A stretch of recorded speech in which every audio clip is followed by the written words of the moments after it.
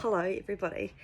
I wanted to draw your a little bit of attention to what you may be using to define yourself, which ultimately will be limiting you and also giving you justification for why you aren't creating, being, doing more. Now, I'll share my own example so that you can get a good feel about where I'm going with this conversation and where I want you to draw attention to your own self and how you draw your own definitions. So I'm a single mum of 5 kids. I have at times played on that. I've hidden behind that title or that label that I have given myself, which has ultimately kept me from creating more at certain periods of my life.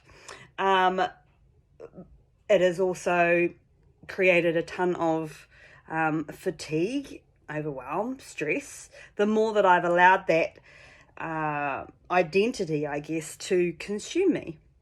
And it is so easy to allow those definitions of ourselves to begin to really play out within the story that we tell ourselves.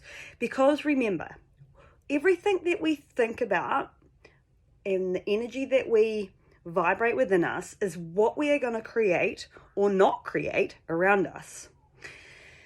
So, utilizing that example again about my own experiences, I've gone on many little tangents about what I want to be or create or do or have. And one of the other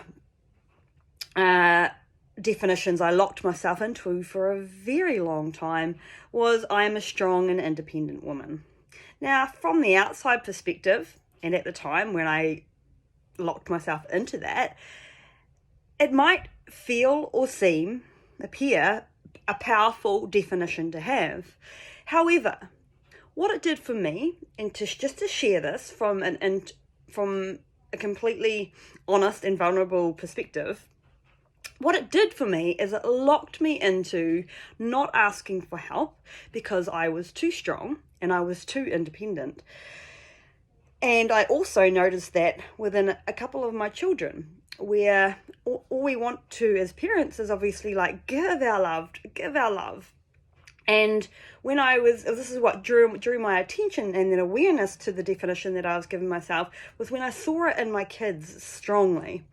And it made me gain that awareness of, if I want them to be more receptive and receiving of my love and not only my love but everyone's love and giving, then I need to do it myself. It needs to come from me, because again, we reflect everything that we hold and vibrate.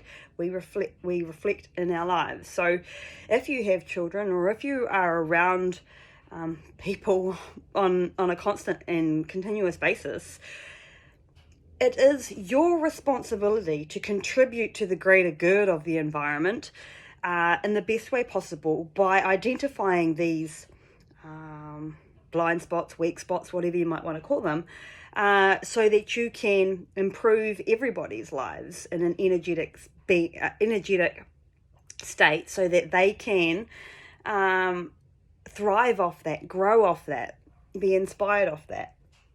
Okay, so take a moment, take some time to reflect on all the definitions that you define yourself by. There are so many that we define ourselves by, but you will not know the story that you lock yourself into until you do the work and you identify these stories that you tell yourself.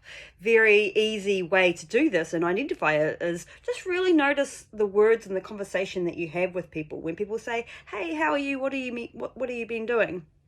And when you automatically have that small talk instant response, listen to it, because that is the story that you are telling. Whether it good or whether it bad, it's still a limitation of some kind. So I encourage you to draw awareness to that and be playful about maybe what it might mean if you were undefined, or what would you like the new definition to be, or the new story that you tell yourself to be.